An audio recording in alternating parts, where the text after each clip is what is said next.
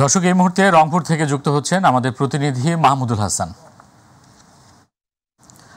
মাহমুদুল, আজ রংপুরে জুলাই স্মৃতি ফাউন্ডেশনের আর কি কি কার্যক্রম আছে পরবর্তীতে?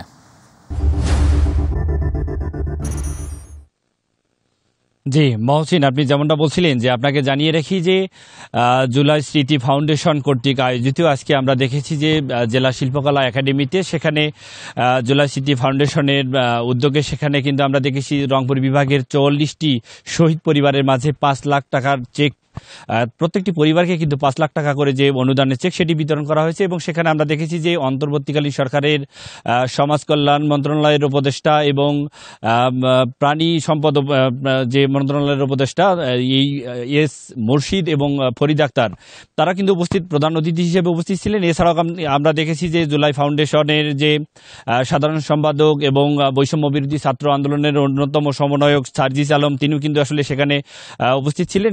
আমরা দেখেছি যে আসলেই সকালেই কিন্তু আমরা দেখেছি যে অনেক সকালেই কিন্তু সেখানে পৌঁছানোর কথা ছিল এবং এরপরে শহীদ আবু সাইদের পরিবারের সাথে সাক্ষাতেরও কথা ছিল। সেখানে কিন্তু আসলে এই যে বিমান, অর্থাৎ যে ঘন কুয়াশার কারণে কিন্তু আসলে বিমান বিপর্যয় হওয়ার কারণে কিন্তু আসলে সেখানে যে টাইম শিডিউল সেটি আসলে না মেলায় কিন্তু সেখানে আসলে শহীদদের পরিবারের কাছে কিন্তু তারা আসলে আসতে পারেনি। এর কারণে কিন্তু রংপুর জেলা শিল্পকলা একাডেমিতে কিন্তু আসলে এই যে শহীদ পরিবারের মাঝে যে চেক হস্তান্তর যে অনুষ্ঠানে সেখানে কিন্তু আমরা দেখেছি। তবে শহীদ পরিবারের লোকজন যারা যেখানে উপস্থিত ছিলেন তাদের পরিবার, অর্থাৎ তাদের যে প্রিয়জনকে হারিয়ে কিন্তু অনেকেই আসলে বাকরুদ্ধ অবস্থায় কিন্তু আমরা দেখেছি। তারপরেও যেটি বলিয়ে রাখি যে এই যে জুলাই স্মৃতি ফাউন্ডেশন, এই যে রংপুরের বিপ্লব, অর্থাৎ বিশেষ করে রংপুরের শহীদ আবু সাইদের আত্মত্যাগের ফলে সারা বাংলাদেশের যে ছাত্র জনতা এবং যে গণ অভ্যুত্থান, এরপরে কিন্তু বাংলাদেশের যে কাঙ্ক্ষিত ছাত্র জনতার যে বিজয় সেটি কিন্তু অর্জিত হয়। এ কারণে কিন্তু আসলে এই প্রধান উপদেষ্টার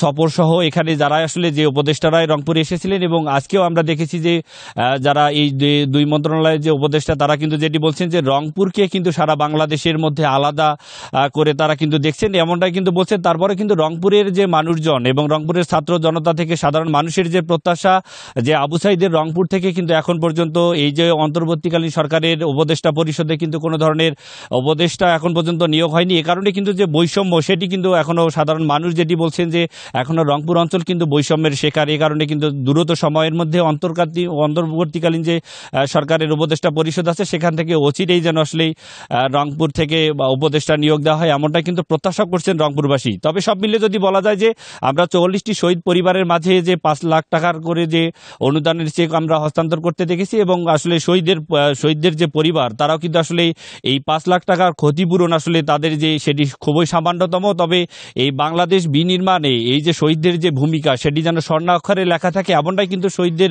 পরিবারের পক্ষ থেকে কিন্তু জানানো হয়েছে। মহসিন, এই ছিল আমার কাছে রংপুর থেকে জুলাই স্মৃতি ফাউন্ডেশনের কর্তৃক যে আজকে চেক হস্তান্তরের সর্বশেষ পরিস্থিতি।